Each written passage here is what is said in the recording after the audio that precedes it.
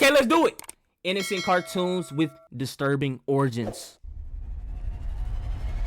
Some of our favorite childhood cartoons have backstories that are totally What's your favorite cartoon? Inappropriate for kids. And in this video, we're gonna uncover them. These are cartoon characters with disturbing backstories. We'll start with letter cases and work our way to the most shocking. So my goal this year, guys, is to increase our uploads without sacrificing quality, but I'm not gonna lie, it's harder than I imagined, but I'm not gonna give up. So something that would help a ton is if you guys could subscribe, and I Top 3 cartoons? to do my very best to make I ain't gonna lie, Danny Phantom, Fairly Odd Parents, SpongeBob. the best videos I can for you guys. I'm Visual Venture and you are awesome. Peter Pan. The world calls Peter Pan a hero, but is he really? In the original story, he ends innocent people. Most people think he's a good guy because of the way Disney portrays him. The cartoon was a hit, making $87 million on a $4 million budget. But Disney's cheerful movie Would it be crazy if I say I never watched Peter Pan? doesn't match the original character. The real story was written by J.M. Barrie in 1904. That's over 100 years ago. Barrie was obsessed with the concept of eternal boyhood, so he wrote Peter Pan, the story of a boy who stayed young forever. But it wasn't a celebration of childhood. The story was about fear, about what happens when someone is so terrified of growing up that they will do anything to stop it. The story began with Peter flying through the streets of London. Also, no, because it's like he wanted to be a boy forever. That's funny as hell. So the origin backstory is like he's evil. What the hell? Gravity Falls regular show do bang though. Gravity Falls was crazy. I ain't even gonna lie. Gravity Falls was insane, but regular show was like real peak TV comedy. That's when, like, after regular show, I feel like it just went downhill. Adventure Time, regular show, Amazing Roller Gumball, then after that, it was like downhill, gang. He was searching for kids to take to Neverland. Well, come on, Wendy. Let's go. Where are we going? To Neverland. Neverland? Peter's taking us. Us? He promised them a world with no I said, us? Yo, he said, just me and the kid. parents, no responsibilities. The children arrived in Neverland believing they found freedom, but Peter had a secret reason for bringing them. He was building an army. Peter Pan had enemies, the pirates. There's actually a perpetual war going on between pirates and these lost boys. He needed soldiers for this war. So Peter is luring these children to come fight as child soldiers in his army. The kids came for fun, but they ended up battling pirates. The pirates appeared in Disney's version too, but Oh, damn. That's funny. Low-key, Peter kind of weird. I ain't even gonna lie, he recruiting babies. Like 5-year-olds, 6 years old. What the hell? What? How old was Peter? Like 17? there was one huge difference. In Disney's story, Peter fought the pirates without trying to hurt them. But in the original, Peter slaughtered pirates without hesitation, and he expected the kids to do the same. But that wasn't the only horror in Neverland. Peter didn't want adults there. Neverland was meant to be a land— Hold on, now we gotta do some research. It says he was 12 through 14. Oh, all right, Peter. Still weird, though. Of eternal youth. But children can't stop themselves from growing, and when they did, Peter dealt with them. Here's a quote from Barrie's original work. What do you mean by to that? be growing up, which is against the rules, Peter thins them out. Thins them out was a polite way of saying something extreme. Peter ended anyone who grew up. And that's the trick of Neverland, is the reason you don't age in Neverland is either because the pirates kill you or Peter does. In Peter's twisted mind, he was protecting the magic of childhood by any means necessary. When the old batch of kids was finished, Peter didn't mourn. He simply flew back to London to find replacements. And the cycle started again. Disney knew this part of the story, but they hid it. They turned a villain into a hero and made Peter Pan a beloved childhood character. See?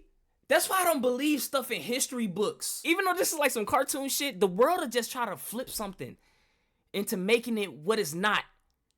Crazy. The creator of this next cartoon later regretted.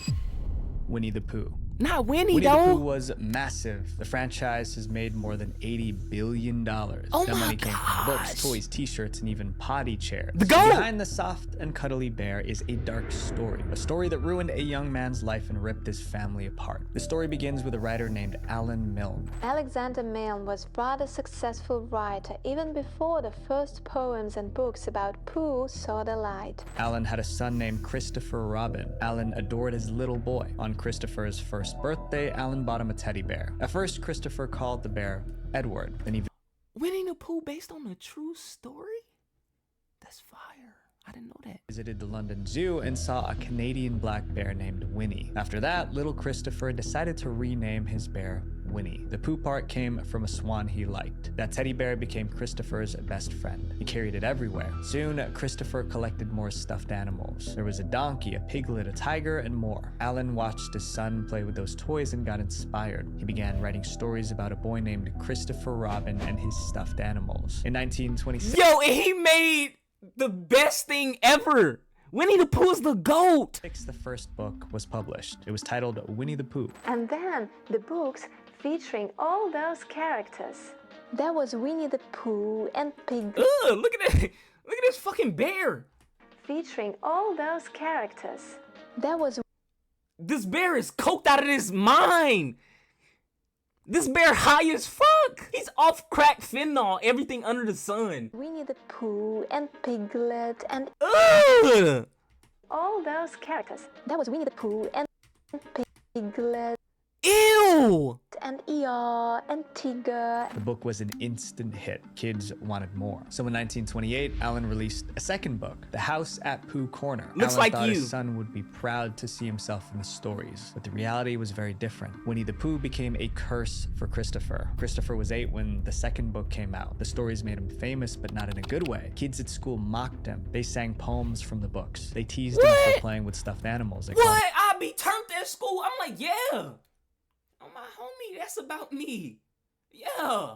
What? He got clout. He talking about he's sad? You crazy. Baby. Christopher was miserable. Soon he hated his own name. It was so easy to connect him to Christopher Robin from the books. By the time he turned 18, he blamed his dad for his horrible childhood. Christopher felt Dad, you gave me so much clout. I hate you.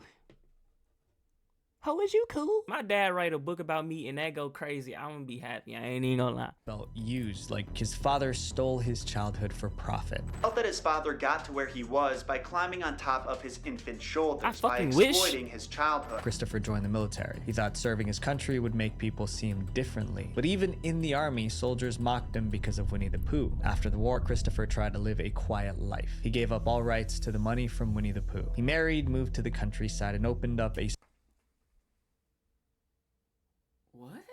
small bookshop. But even there, people connected him to Winnie. Soon, people weren't visiting his bookshop to buy books. They wanted to meet the real Christopher Robin. The worst part was his relationship with his parents. They barely spoke. In 1956, his father Alan passed away. Christopher did not attend the funeral. But even before Alan passed, he admitted his What? Bro, nah. Nah, he's overdoing it. He OD'd. I'm not even gonna lie. It's never that serious. You can't even go to your parents' funeral? It's that serious, twin? Is it people out there in the world that feels that way? Like, even if your parents did you such a way, would you not show up? I'm talking for the people that, like, got, like, wonky relationships with their parents. Let me know. I want to get all in your business. wished he never created Winnie the Pooh, but it was too late. The damage was already done. Christopher spent the rest of his life as a bookseller. He was remembered by locals as a kind man. Christopher Robin couldn't escape his stolen identity. People wouldn't stop connecting him to a character he wanted nothing to do with. And in a way, I know that feeling, but of course to a lesser extent. A few years ago, someone found my private data online and used it to threaten me. I tried removing my information from He tried to get me with the ad. Come on, I know your game. Teenage Mutant Ninja Turtles. Who is your favorite Ninja Turtle? I say Raphael. Teenage Mutant Ninja Turtles was a wild idea. It was about 4 turtles trained as ninjas who were fighting crime. And that shit went Dad hard! was a giant rat. It sounded ridiculous, but it became one of the most popular animated series in television history. Even I used to watch it all the time. Come It was on now. great. But the turtles didn't start as goofy cartoon characters. Their original form was so violent and disturbing that no parent would have let their child watch. To see how far they've come, you have to go back to 1984, the year the turtles were born. It started as a joke. In 1983, 2 artists were brainstorming. Then one sketched something ridiculous. Eastman whips up a sketch to try and make Laird laugh. It's a turtle with nunchucks. Now, if they would have dropped this original, like, design, ill. The design they finished with was perfect. Gas. And they was raised in them trenches by a single dad. Psh. Strapped to his arms. Laird grabs a piece of paper and does his own rendition. The joke didn't stay a joke. They turned it into a comic book called Teenage Mutant Ninja Turtles. Although the sketches were funny, the comic itself was brutal. From the first issue, the violence was uncomfortable. In Teenage Mutant Ninja Turtles #1, the Turtles were basically hitmen determined to get Shredder. For context, Shredder was their main enemy. In the comic, the Turtles cornered him on a rooftop. Then they proceeded to hurt him really bad. What came next made it even darker. After pummeling Shredder, the Turtles gave him a sword. They told him to finish the job himself, if you get what I mean. Shredder refused, so they threw him off the roof. The gore didn't end there. In another issue, they hurled a blade into a man. Another time, they dropped— Hold on, that's hard though. I ain't even gonna lie. They should have dropped that. I ain't even gonna lie. Drop it on Adult Swim or like some shit like late at night. This would be dope. I read this, and I don't even like to read, twin. Around someone in a fountain. Crazy, I They know. also I'm used sorry. swear words all the time. One reader said they weren't so much heroes as they were a bunch of mutant— If the Ninja Turtles would start cursing, they're like, yeah, we finna whoop his ass on my homie. That shit would've went viral. One reader said they weren't so much heroes as they were a bunch of mutant ninja assassins. How could someone pick tough. up this comic book and go, hey, this would make a great lighthearted Saturday morning cartoon is beyond me. And Who's thinking of that? That's why I hate critics. Who else is thinking of that but you? It just can't be a dope ass comic book. He talking about a lightheartedly cartoon on a Saturday evening. Get your goofy ass. we're a bunch of mutant ninja assassins. How could someone pick up this comic book and go, hey, this would make a great lighthearted Saturday morning cartoon is beyond me. And it wasn't just the turtles. Nearly every major character in the comic was unnecessarily aggressive. There was a robot that chewed rats alive. The artists showed every detail, bones cracking and all. Then there was Casey Jones, one of the turtles' allies. He took down his enemies with a hockey stick. Every page leaned into violence. Nothing was hidden. So how did anyone think these turtles belonged in a kids cartoon? In 1987, a company wanted to sell Ninja Turtle action figures, but there was a problem. The comics were way too graphic. To make the toys marketable, the turtles had to be cleaned up. So an animation studio stepped in. They made a cartoon that turned the assassins into kid-friendly heroes. Ninja pizza? Well, what do you know? Rock, dudes. I mean, yeah, the censored clean version is cool, but like it would have been better to see the like vulgar cursing violence Ninja Turtles. Realize what this is? The tone shifted from dark crime to playful action. Let's show them the turtles know how to party. Even today, fans who read the original comics are shocked by how violent and weird the series was. Up next is a story that's the exact opposite of a happily ever after. The Little Mermaid. Disney's Little Mermaid. The Little Mermaid? How could this be like a horrendous backstory? It can be summarized in one line. True love always wins. The main character, Ariel, got everything she wanted. She became human, married the prince, and enjoyed her life. But the original tale from 1836 was the opposite. The Little Mermaid was miserable throughout the story. And in the end, she passed away sad and alone. The original begins just like Disney's. A young mermaid saves a prince from drowning. She falls in love with him, and she wants to leave the sea to live on land with the prince. But the problem Bro, y'all think mermaids real? Keep it a buck. is obvious. As a mermaid, she doesn't have legs, which means she can't move on land. Yes. Her only option is to go to the sea witch for help. The witch makes her an offer. At her, saying that she will give her a potion which needs to be drunk at the shore before sunrise. It will give her legs, but it will come with excruciating pain. The mermaid will become human, but she will lose her voice. She will never sing or speak again. And every step she takes will feel like walking on glass. That's not even the worst part of the deal. Oh my god, what type of deal is that? All just to become a human? I'd be like, fuck a human. What the hell? Walk on, every step she takes, it feels like it's walking on glass. Bitch. Prince doesn't marry you, you will not get your soul. Damn! And the morning after he marries another, you will die and become sea foam. In other words, if the prince marries someone else, the mermaid will pass away the very next day. Blinded by love, the mermaid accepts. She drinks the potion. When she wakes up on shore, she has legs, but the pain is real. Every step feels like walking on broken glass. Still, she endures it. She has one goal: win the prince's love before it's too late. The mermaid eventually finds the prince. They become friends, but because she has no voice, she cannot speak to him. She can't tell him she was the one who saved his life. The prince believes another princess rescued him. That misunderstanding ruins everything. Soon, the prince announces his engagement to that other. She can't even say, I do.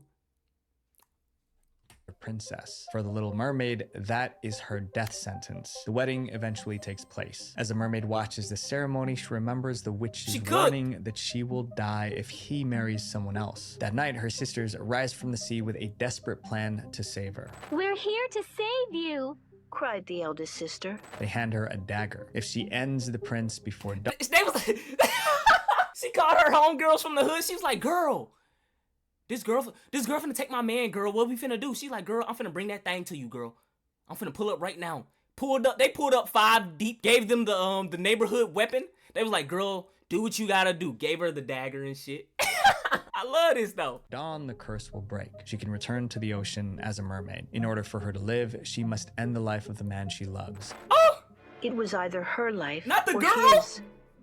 She lowered the knife close to his heart, but then stopped. But she can't do it. She throws the dagger into the sea and accepts her fate. Damn! As the sun rises the next morning, her body begins to fade away. She thought she could feel her body dissolving into thousands of bubbles of sea foam. Soon, the Little Mermaid would be no more. This was no fairy tale. It was a story of sacrifice, pain, and sadness. If you grew up in the 2010s, you probably know this next cartoon. Either way, it was bad for her. The Ice King. The Ice King. Oh, peak. This was peak TV, man. I was just saying this earlier. Adventure Time. Adventure Time was a massive hit. It ranked second on the list of 10 best Cartoon Network shows. It even made the list of the greatest animated TV series. The show is Adventure Time. More than a friend. We come from very distant land. Damn, I said that wrong. Fuck it. Jake the dog and Finn the human. That shit was hard. Basically about a 12-year-old boy and his magical dog. Together, they roam the land of Ooo, righting wrongs and battling evil. But this chapter isn't about the heroes, it's about the villain, the Ice King. He was an old man with a white beard living in a frozen castle. To understand the Ice King, there are 2 things he was a you need freak. to know. First, he desperately wanted a wife. Second, he kidnapped princesses across the land of Ooo, hoping one of them would marry him. On the surface, he was diabolical and strange. Somebody said, what's that? What's what? What's what, Vicky? What's this? I've never watched Adventure Time either.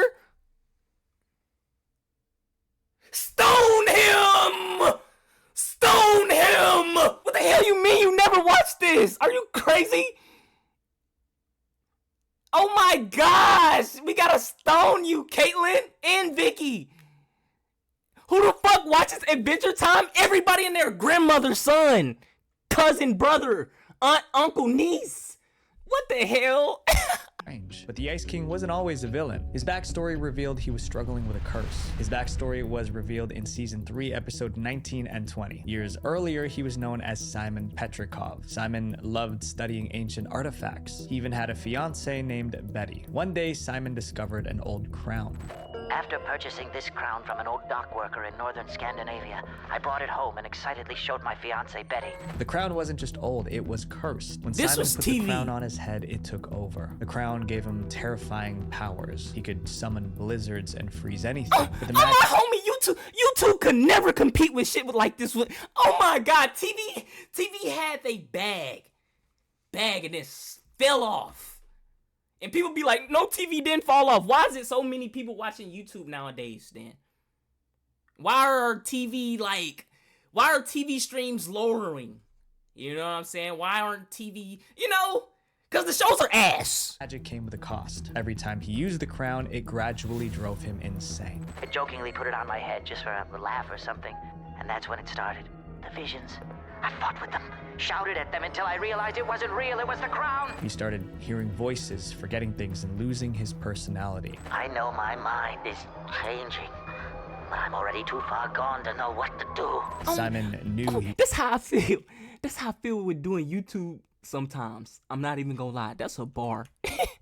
Hearing voices, forgetting things, and losing his personality. I know my mind is changing, but I'm already too far gone to know what to do. Simon knew he was slipping from good to evil, and he couldn't stop it. If I do things that hurt anyone, please, Please forgive me. Betty watched Not as that Simon's part, though. mind fell apart. She couldn't take it. In the end, she left him. Without Betty, Simon had nothing left to fight for. The crown consumed him. That's when he fully transformed into the Ice King. This means the Ice King was never really a bad guy. He was a man suffering from the curse of the crown. Just watch over me until I can find my way out of this labyrinth in my brain and regain my sanity. I never knew that, though. I never knew this background. I'm not gonna lie. I missed this episode. I didn't watch every episode, but when it came on, I clicked on for shit show. Wasn't tragic enough, his fiancée abandoned him because of his condition. That's incredibly dark for a kid's show. The Ice King might just be one of the saddest characters ever written into a children's cartoon. Up next is a character who made the impossible possible. Hercules. Here's something most Hercules! I don't know, I had to do that. I don't know, the Nutty Professor scene instantly just popped into my fucking head. people don't know. Since 1950, there have been more than 50 films and TV shows about Hercules. He also appeared in tons of video games, including God of War and Assassin's Creed. Hercules also appeared in books. Hercules was a cool show. More. Simply put, Hercules might be the most popular hero in human history. And in 1997, Disney made their own version. Their animated Hercules was a global hit. It made nearly $253 million worldwide. For millions of kids, this was their first introduction to the character. When anyone who watched the cartoon got the wrong idea about Hercules. Disney's Hercules was funny, noble, and kind. The real Hercules was cursed by the gods, tormented by madness, and haunted by guilt. The original story comes from... But he was strong, though. Nothing else would matter, right? I ain't even gonna lie. Greek myths dating back thousands of years. Hercules' problems began before he was even born. His father was Zeus, the king of the gods, but his mother was human. What started the whole mess was that Zeus was already married. His wife Hera was the queen of the gods. When she found out about the affair, she was furious. But Hera didn't blame her cheating husband. Instead, she focused her rage on the innocent child Hercules. To her, Hercules was a living reminder of Zeus's betrayal. So Did y'all learn about Greek mythology in school? That was probably one of the most fun times I had in school. We had like a little part in history about Greek mythology. Y'all never did Greek mythology? Damn. Vowed to destroy him. Her first attempt came when Hercules was still a baby. She sent 2 poisonous serpents to kill the babies. What the serpents slithered into the cradle where Hercules and his brother were sleeping. The serpents were meant to strangle him as he slept. But even as baby Hercules had superhuman strength, he crushed the serpents with his bare hands. Hera's plan failed, but she wasn't done. She waited for the perfect moment to strike again. Hercules became the strongest man alive. He eventually married a woman named Megara. Together they had children and lived peacefully. But that happiness made him vulnerable. I ain't know his mom tried to take him off of Earth, though. Knew Hercules could defeat any monster, so instead of sending beasts, she attacked his mind. Hera used her divine powers to make him temporarily insane. Suddenly, the strongest man in the world couldn't think clearly. In his madness, he saw monsters everywhere. He fought back with all his strength, but those weren't monsters. They were his wife and children, and he ended them. With the madness lifted, Hercules realized what he had done. As he realized he had just committed the most unspeakable crime imaginable. The guilt was unbearable. People who once called him a hero now saw him as a villain, but Hercules was given a chance at redemption. The oracle tells Hercules that in order to atone for his sins, he must serve as the slave of King Eurystheus for 10 years. Hell no! Eurystheus was now working with Hera. Now that Hercules was broken, they wanted to finish him once and for all. So the king gave Hercules 12 impossible tasks. These would become known as the 12 labors of Hercules. Each labor was designed to destroy him. For his first task, Hercules had to defeat the Nemean lion. Its skin was so tough that no weapon could cut it, but Hercules found another way to win. But Hercules cornered the lion in its dark cave. Bro, why they don't drop movies about like the original stuff? Like, why they be trying to flip shit? That's why they be making shit so booty. And then when they try to like make a part 2 of the original shit, the part 2 be fucking ass. It be like, you should have just left the original alone. I don't know, bro. With a club and strangle it with his bare hands. Second task was worse. He had to slay the Hydra. It was a massive serpent with many heads. Cut off one and 2 more grew back. So how did Hercules defeat this creature? Each time he cut a head, he burned the wound shut so it wouldn't grow back. One by one, Hercules completed all 12. But no matter how much he accomplished, the guilt never left him. After the 12 labors, Hercules was worshipped as a hero, but he was still unhappy. Later, he tried to rebuild his life. He remarried, but tragedy found him again. His new wife was tricked into giving him a poison cloak. When Hercules put put it on, the fabric burned him. The pain was unbearable and he couldn't take it off. So Hercules... I would've been like, oh, is you cool? A poison cloak? Who the fuck you... What the fuck? Hercules did something extreme. He threw himself into the fire. After being completely consumed by flames, Hercules' spirit ascended to heaven.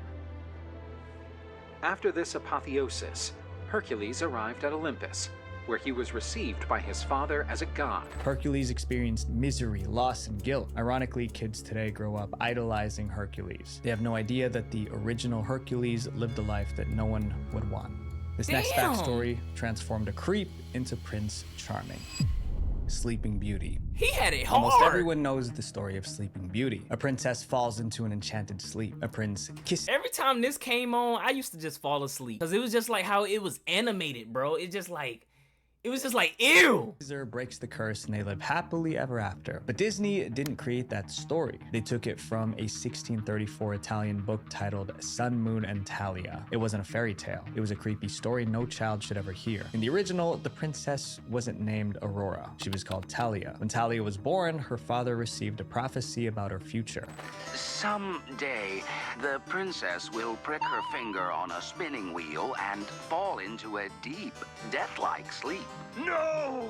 And that prophecy came true. Talia grew up, pricked her finger, and fell into a never-ending sleep. Her father was devastated. Hell? Instead of searching for a cure, he abandoned the castle and left her behind. Years passed. That is so stupid. They couldn't think of nothing better.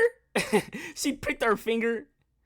Come on, gang. One day, another king stumbled upon the empty castle. Inside, he found Talia. She was unconscious and helpless, and she was beautiful. Here's where the story takes a turn Disney could never touch. The king didn't try to wake her with a kiss. He took advantage of her, then he left. Talia became...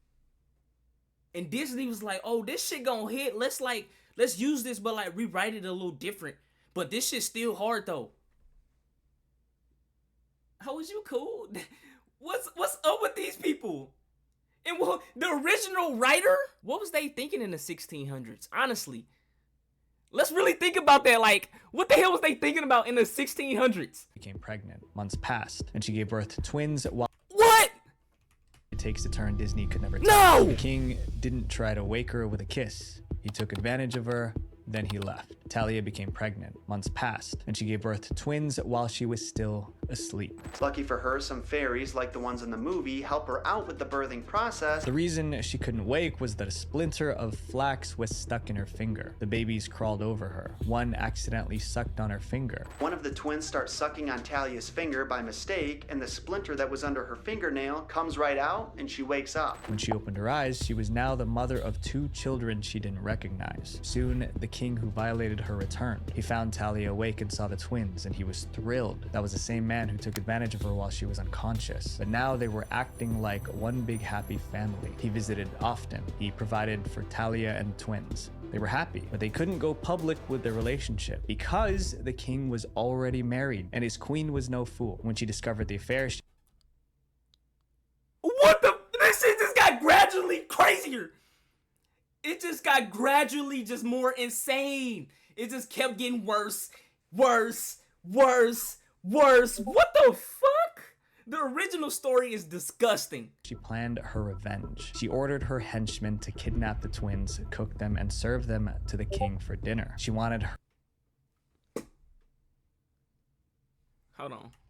He married, and his queen was no fool. When she discovered the affair, she planned her revenge. She ordered her henchmen to kidnap the twins, cook them, and serve them to the king for dinner. She wanted her husband to unknowingly eat his own. The henchmen couldn't do it. Instead, they hid the twins and served the king lamb instead. But the queen believed the meat was the twins. That night, the whole time the king is eating his dinner, the queen keeps saying weird, creepy stuff to him. Eventually, her scheme was exposed. The queen was executed, and the king married Talia. Somehow, this was considered a happy ending in 1630. What the fuck?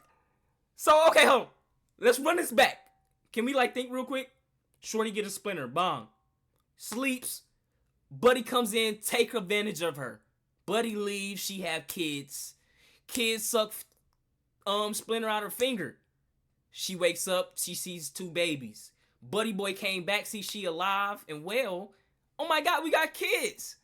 Come to find out, big bro just cheated on his wife. But he also he also took advantage of another girl. Shorty mad. She like, okay, we finna cook these little dudes. But the dude was like, nah, I got too much, you know what I'm saying? I'm not cooking no kids. Great on him. So he didn't cook the kids, so they served him lamb. So she at the dinner table, how does it taste, honey? While he over there, eating the lamb. So, come to find out, Brody had so much like, what did you call it? Courage? Or like, he had so much integrity. Oh my God, look at my brain working. He had so much integrity, he told everybody. They found out, smoked Shorty, and then he married the girl he took advantage of.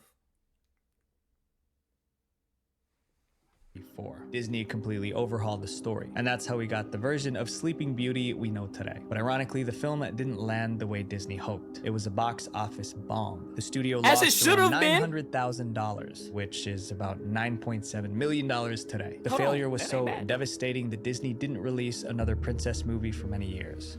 Up next is the story of the They shouldn't have. Who takes that story? And the shit was so boring when it dropped. Like, when you really go back and look at that shit is so boring. Disney princess. Snow White. Snow White.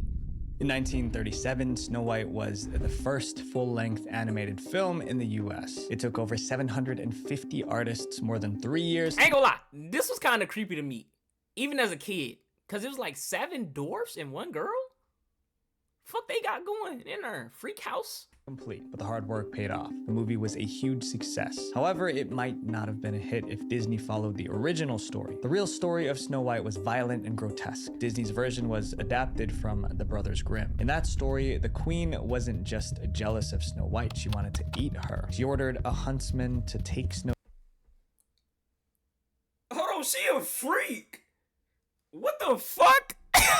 Disney's version was adapted from the Brothers Grimm. In that story, the queen wasn't just jealous of Snow White, she wanted to eat her. She ordered a huntsman to take Snow White into the woods and end her, but she also gave him one more instruction. She asked him to bring back Snow White's lungs and liver. The huntsman couldn't do it. He let her go. Then he took the organs of an animal to the queen, and the queen actually salted and ate them. Not only did she think Snow White was dead, she thought she ate her lungs and liver. The story continued. Snow White found the dwarves in the woods. The queen discovered she was still alive, and she tried to end Snow White over and over again, but each time she failed. Finally, the queen tricked Snow White into eating a poisoned apple, and she passed away. Here's where the prince enters the story. But my thing is, why was she so jealous? Is this just like girl hating another girl behavior type of vibes? Like, what the hell?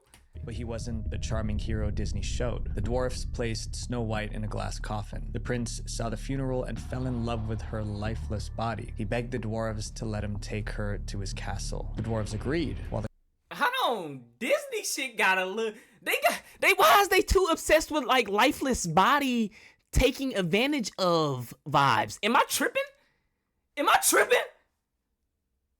What's their obsession with that? The coffin was being moved, the servants stumbled. The glass case shifted. A piece of the poison apple dislodged from her throat. Snow White coughed and came back to life. Snow White didn't return to life because of magic kiss. It was an accident. Snow White married the prince. The queen was invited to the wedding. She didn't realize she was walking into a trap. Snow White wanted revenge. Inside the wedding hall, the guards grabbed the queen. Iron shoes were heated in fire. Then they forced the evil queen to wear the hot shoes. The queen Oh my God, that's a great punishment. Heat up some hot metal shoes and make somebody wear them. That's dope. That's legendary. That just gave me an idea. Write that down. The queen was forced to dance in torment until she passed away. That was the true ending of Snow White. Disney knew this version could never work as a children's film, so they changed it. But the Grimm version still exists, available for anyone Disney a to freak. read. This next case involves a girl who did the unthinkable. Cinderella. Cinderella is remembered as the girl who never got angry. In Disney's version, she lives with her wicked stepmother and stepsisters. They forced her to— What's your favorite Disney princesses in order? Cinderella first. I ain't gonna lie, just cause she legendary. And then the black shawty from Princess and the Frog. I don't know her name. Does Snow White count as a princess? Tiana? Tiana's the black shawty, ain't it? Milan, Meridia. I never heard of Meridia. Tiana, Mulan, Ariel. We counting Ariel? Ain't Ariel the Little Mermaid? Am I tweaking? Tiana, Milan, Pocahontas. Pocahontas was a princess? I did not know that. To scrub floors and do endless chores. But I just finished. Do them again. And don't forget the garden. Then scrub the terrace, sweep the halls and the stairs. But I swear I didn't know that. Never complains. She's an angel. Then a fairy godmother appears. Cinderella meets a prince, falls in love, and escapes her wicked stepmother. The original Cinderella was nothing like that. She wasn't a patient victim waiting for rescue. She took matters into her own hands. And her first victim was her stepmother. The Cinderella story told in 1634 was very different. And in that version, her name wasn't Cinderella. It was actually Zezola. She lived with her father and stepmother who treated. I'm glad they went with Cinderella. Cinderella? That's an iconic ass name though. I ain't even gonna lie. If you see a kid and her name is Cinderella, that's kind of hard. Her like dirt, and she burned with anger. But no like, damn. fairy godmother appeared. Cinderella. Instead, a woman named Carmesina poisoned Zezola's mind. Carmesina told her she could escape her misery by ending her stepmother. Once the woman was gone, Carmesina promised to marry Zezola's father. That would make her the new stepmom. Then they could be a happy family. Zezola agreed. She was still a child, but she was willing to take a life. She asked her stepmother to help her find a dress in a heavy wooden chest. When her stepmother bent inside, Zezola slammed the lid on her. It looked like an accident. Zezola's father never suspected her. After the funeral, she moved to the next step of the— Damn, how heavy was the lid? How heavy was the wooden lid? That shit gave her a what the hell? A brain aneurysm? What the hell? That shit gave her a concussion from hell. When her stepmother bent inside, Zezola slammed the lid on her. It looked like an accident. Zezola's father never suspected her. After the funeral, she moved to the next step of the plan. Zezola pushed her father to marry Carmesina. He agreed. For a brief moment, Zezola believed her life would be beautiful. Instead, it got worse. At first, Carmesina kept her promise. She was kind to Zezola, but once she was secure in her new marriage, she revealed her true nature. She was meaner than the first stepmother. Carmesina moved 6 daughters of her own into the house. Suddenly, Zezola, or Cinderella, had 6 new stepsisters tormenting her daily. Zezola— Damn, that's like 9 people, 10 people under a roof. Imagine living with 9 or 10 people. Oh, hell no. Worked like a servant from sunrise to sunset. She unfortunately ended her stepmother hoping for a better life, but it was all for nothing. The story continued. There were supernatural events and all sort of weird situations, but the main parts were still there. Zezola attended a royal banquet. She left behind her glass slipper. The prince searched the kingdom for the girl whose foot fit the shoe. And come on now, what princess was flyer than Cinderella? Glass heels? Come on now, that's swag. Glass heels though? And they didn't break. And she was— come on, twin. Stop playing with her. And he found Zezola. It was a happy ending, but the road to it was paved with misery. One thing is certain, the real Cinderella is not a story of patience and kindness. It's about anger, revenge, and betrayal. 300 years later, Disney erased the disturbing parts. Zezola became Cinderella. Instead of a girl who ended her stepmother, she became the girl who never fought back. Today, almost no one remembers Zezola, the dangerous Cinderella.